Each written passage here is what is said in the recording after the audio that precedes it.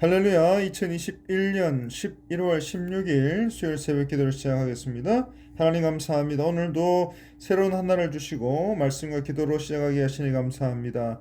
오늘 하루도 온전히 하나님의 은혜 가운데 살게 하여 주시고 말씀을 함께 나눌 때에 기도할 때에 성령 하나님 조명하여 주셔서 능력 있는 말씀 붙잡고 살아갈 수 있게 하여 주옵소서. 예수님의 이름으로 간절히 기도 올리옵나이다. 아멘. 오늘 본문은 누가복음 17장 11절에서 19절까지 말씀입니다. 하나님의 말씀입니다.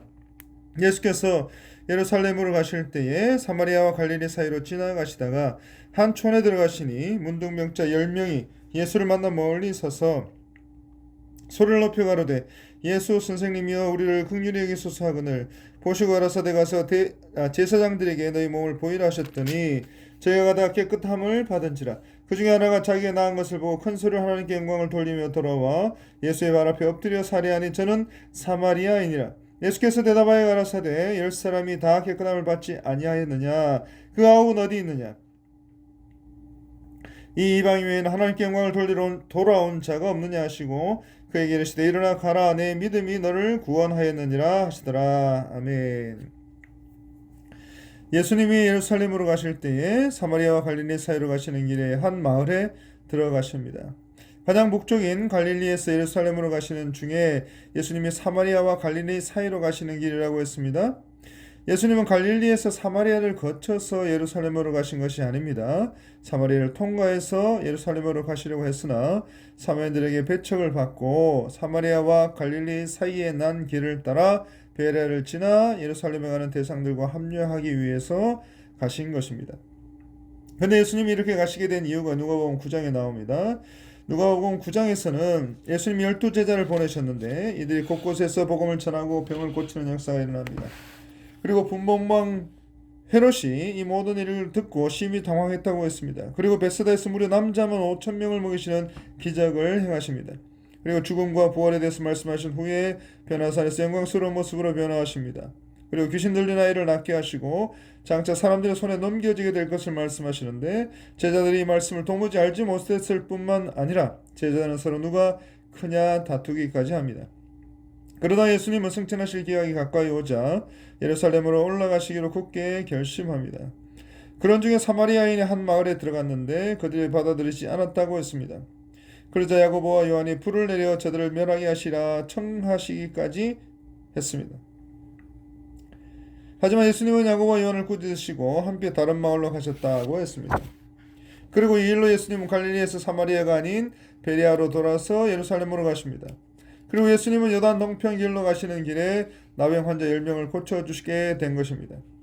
12절 한 마을에 들어가시니 정확한 지명은 알 수 없지만 사람이 많이 살지 않는 한적한 마을인 것으로 보입니다. 그리고 그곳에서 나병 환자 10명이 예수님을 기다리고 있습니다. 나병, 이 문둥병은 주로 열대지방과 동양에 많은 만성 전염병 중 하나로 한센시병이라고 부르는 질병입니다. 그래서 이 전염성과 파괴성 때문에 이 질병에 걸린 사람 하나님의 저주를 받은 자로 생각했습니다. 그리고 이들은 유대인과 사마리아인들이 함께 있었습니다. 이 지역이 바로 문둥병자들이 있던 곳이 두 지역의 경계선에 만나는 곳이었기 때문에 극한 고통을 당하는 사람들이 함께 다니게 된 것입니다. 그리고 나병 환자 1명 또 4명이 함께 다니는 기사는 있지만 10명이 함께 다닌다는 것은 이 당시로도 매우 보기 드문 일이었기 때문에 부근에 그들의 거처가 있었던 것으로 추측해 볼 수가 있습니다. 그리고 그들은 예수님을 만났으면서도 가까이 오지도 못하고 멀리 서서 소리를 높여 부르짖고 있습니다. 그들은 부정한 사람들이었기 때문에 그렇습니다. 또 건강한 사람들이 접근한 것이 율법에 금지되어 있었기 때문입니다. 그래서 13절에 이렇게 소리 지릅니다. 예수 선생이 우리를 불쌍히 여기소서. 나병 환자들은 그들의 마지막 희망인 예수님의 이름을 큰 소리로 부릅니다. 나병 환자들은 자신들의 병을 분명히 고쳐주실 분이라는 것을 믿고 간절하게 부르짖고 있는 것입니다. 그런데 14절 예수님이 보시고 이리 가까이 오라 말씀하지 않으십니다. 예수님이 그 어떤 치료한 모습도 보여주시지 않고 있습니다. 그리고 예수님이 이렇게 해서 치료하라 말씀해 주시지도 않습니다. 그리고 그냥 이렇게 말씀합니다. 14절 보시고 이르시되 가서 제사장들의 너희 몸을 보이라. 사랑하는 성도 여러분, 여러분이 바로 이 나병 환자들의 입장이시라면 과연 어떤 마음이 드시겠습니까? 인생의 막장에 서서 마지막 희망이라고 생각했던 예수님께 찾아왔는데 다른 거 어떤 말씀도 없이 세상 말대로 뜬금없이 이렇게 말씀하신 것입니다. 예수님의 말씀은 나병 환자들 입장에서는 절대적인 믿음이 요구되는 말씀이었습니다. 문둥병이 나을 거라는 말씀이고 제사장에 보인다는 것은 이를 확인하는 것이었기 때문에 그렇습니다. 그런데 이 말을 들은 나병 환자 10명은 그 말씀대로 제사장들에게로 갑니다. 그런데 바로 그때 기적이 일어납니다. 나병 환자 10명이 제사장들에게로 가다가 깨끗함을 받았다고 했습니다. 예수님의 말씀의 능력이 나타난 것입니다. 예수님이 말씀하실 때 그들에게는 털끝만큼의 작은 변화도 없었습니다. 하지만 그들은 예수님의 말씀에 순종해서 제사장들에게로 갔다고 했습니다. 그리고 그들은 예수님의 말씀에 의지해서 제사장들에게로 가는 중에 나음을 받았다고 했습니다. 그래서 14절 그들이 가다가 깨끗함을 받은지라 라고 말씀합니다. 여기서 이 깨끗하다라는 이 말은 정결하다, 순결하다는 말인데 처참한 모습으로 썩은 문둥병자의 살이 다시 돋았다는 말입니다. 녹아버린 손가락과 발가락들이 다시 났다 그런 말입니다. 피부가 온전해지고 머리카락과 눈썹 등의 털이 다시 나서 정상인의 상태로 돌아온 것을 말씀하고 있는 것입니다. 실로 엄청난 일이, 도무지 있을 수 없는 일이, 믿을 수 없는 일이 예수님의 말씀에 순종했을 때에 순종하는 단순한 그 믿음 하나로 순식간에 기적의 역사가 일어나게 된 것입니다. 그래서 예수님은 아무런 증거도 없는 상태에서 오직 믿음으로 가는 그들로 하여금 엄청난 믿음의 결과를 맛보게 하신 것입니다. 그리고 이처럼 말씀에 대한 철저한 순종과 믿음은 불가능을 가능하게 합니다. 또 믿음을 가진 사람을 내적으로 또 외적으로 변화시키게 되는 것입니다. 그래서 이와 같은 믿음이 저와 여러분들에게도 동일하게 있기를 바라는 것입니다.